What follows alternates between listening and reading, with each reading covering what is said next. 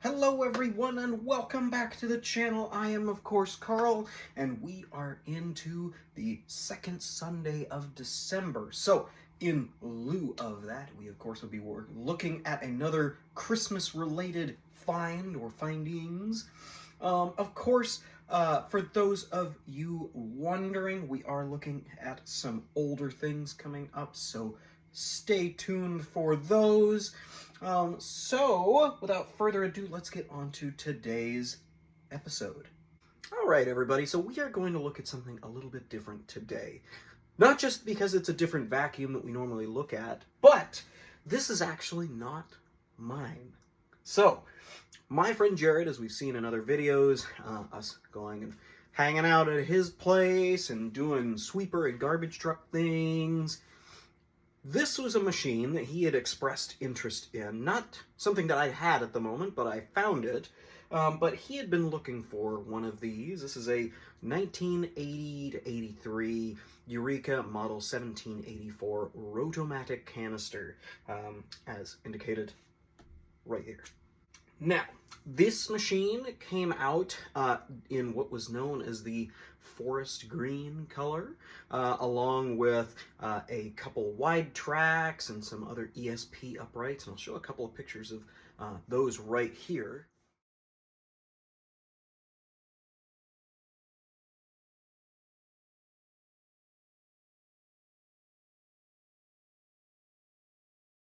As you can see, they're all sporting this lovely forest green color, the color money, because these were not cheap machines to get at the time, but boy were they wanted. Eureka machines were regarded as some of the highest quality that you could get in the United States at around the 60s, 70s, 80s time frame.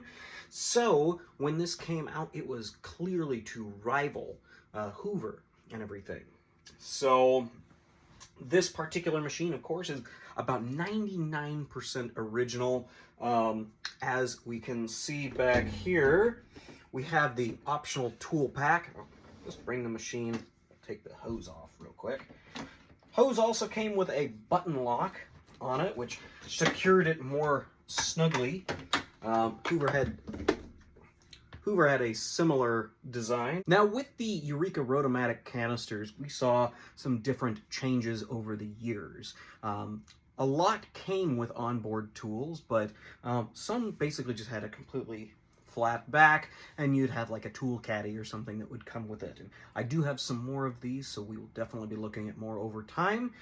This was more of the later design of the Rotomatic, so you had this plastic tool pack as well as this molded cover that went over the front or the top, as well as your big control panel right here. As we can see on the control panel, you did have different options, much like an Electrolux did. I know the 1205 that we saw a little bit ago did have very similar, but as we can see right here, we have a power selector.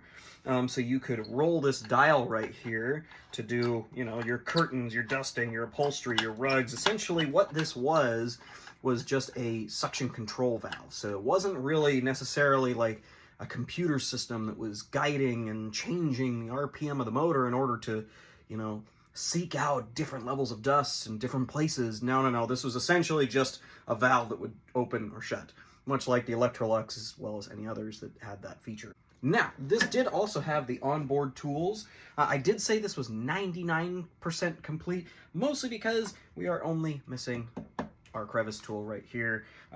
That does not surprise me one bit, because out of all these tools right here, that was probably the one that you were going to use the most. You would follow by something like the upholstery brush for doing your couches and whatnot like that. A lot of the times I find that this hard floor tool as well as this horsehair dusting brush usually are still there just because they didn't get used very often. But, you know, everybody's situation was different. This machine is in really, really good shape overall, which is why Jared was stoked when we were able to find it for him.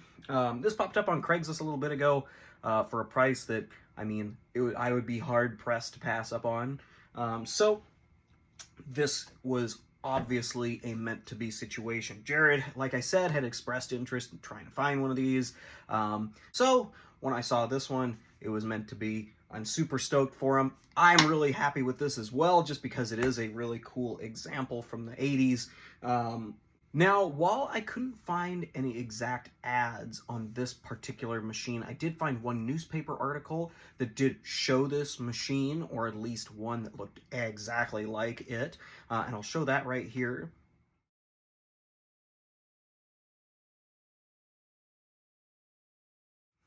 But more importantly, this machine was coming out during an era of which Eureka was using cartoons to sell their vacuum cleaners. And I say that because Eureka had a commercial that came out, and you can actually watch it on YouTube. It's kind of funny, little, dirt goblins and whatnot that are in the carpet, and then they sneak into a Eureka factory, and it pictured a Eureka ESP self-propelled, one that I will be doing another video on as well, the Eureka Mighty Mite, which was their compact vacuum, much like the Hoover Portable, and then the 1784, and I'll show a picture of it in the video in cartoon form.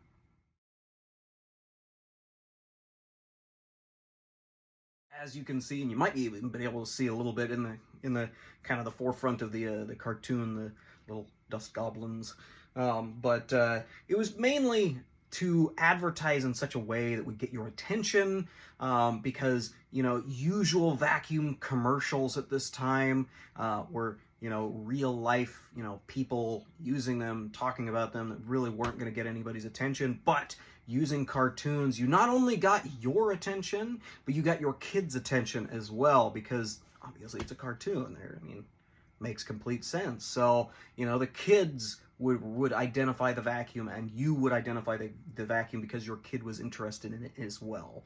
So that was their thought base on that promotion. Now, in addition to the vacuum, of course, we did have the power nozzle. So this machine also came with the Rotomatic power nozzle, and this was probably one of their most ambitious machines that they would release to the public, mostly because you had a lot of features that you would get on this power nozzle that you probably didn't even notice or think about when you got it. First and foremost, power nozzles, when you got them, generally speaking, they were another motor that would drive a power brush roll on the front. Another belt essentially is just a belt, just like you would have on an upright.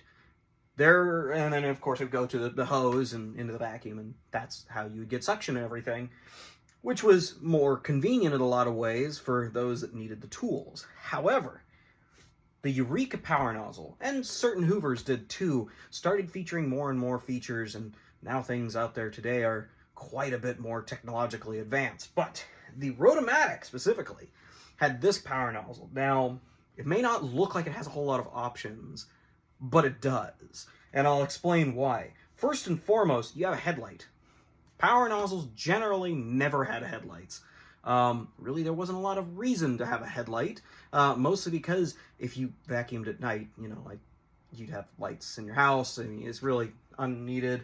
Uprights had headlights for a different reason, dating back to long before you had in-home electricity, because you would vacuum, and essentially they have plugs on them that look like the ends of light bulbs, because your lamps would be wired into your house.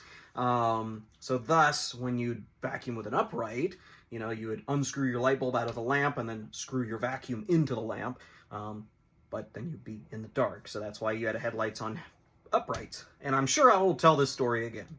But either way, this particular machine had a headlight on the power nozzle. Other machines did have headlights on their power nozzles throughout the 70s and 80s time frame, but it was definitely a big option. I mean, look how big this thing is. I mean, it is quite wide. I know Hoovers that had, uprights that had headlights that were smaller than this. So, very big option right here. In addition to that, you had a power view. And by power view, they mean window. And that's it. Essentially what this would do, and you can kind of see it right here, through this window you can see the belt. So in case your belt snapped and you didn't hear it or anything, all you would have to do is, while you'd be looking down while vacuuming, is look at your window. If you can see the word Eureka sitting there stationary, there's something wrong. That means your power nozzle has a problem with the motor or your belt is broken. So very big, you know, option right there. Now, this also featured automatic carpet height adjustment, which meant that you could go from different surfaces without losing any suction. Essentially, what that meant is, you know, the back wheels would float a little bit so that your front nozzle could either be lifted up or down, depending on where your wheels were at, basically. You also got the Vibra Groomer 2 brush roll, and I'll take a look at it right here. Essentially, what you got was you got your 2 rows of brushes as well as these beater bumps in the brush roll itself. This thing could pack a punch when it came to the floors and carpets, so everybody regarded these as some of the best brush rolls that were out there on the market for any type of vacuum. So really, really, really desirable and worthwhile machine for those that needed a vacuum. Well, now what we are going to go ahead and do is do our little run demo on this fantastic machine of green, and we will go from there. All right, so we are all set up now to do our little run demo here. Now, one other thing I did want to also mention, another deluxe feature. Now, a lot of vacuums, as people will, you know, attest to, have somewhere to wrap the cord around, or you have to tie it up in a loop or something.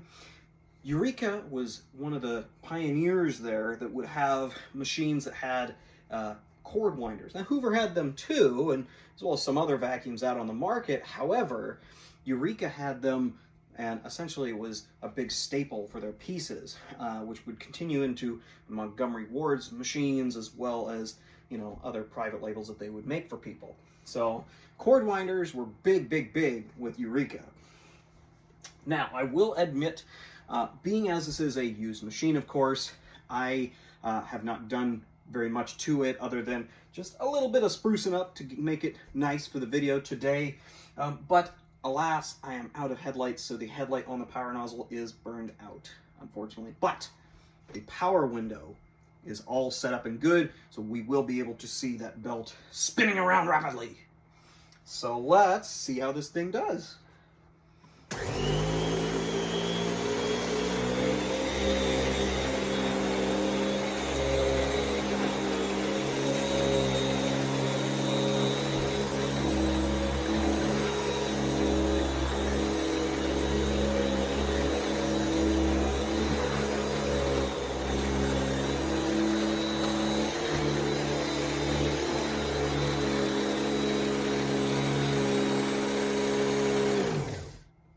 Now watch the power window right here.